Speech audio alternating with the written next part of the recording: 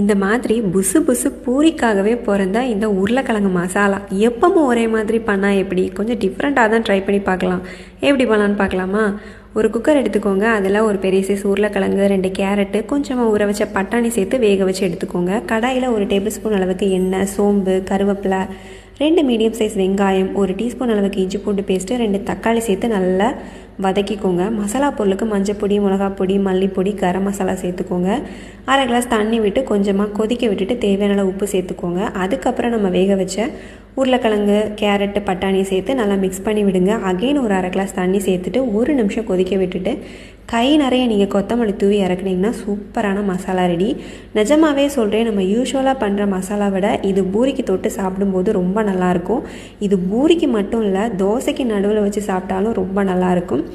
கண்டிப்பாக video save பண்ணி வச்சுட்டு ட்ரை பண்ணி பார்த்துருங்க.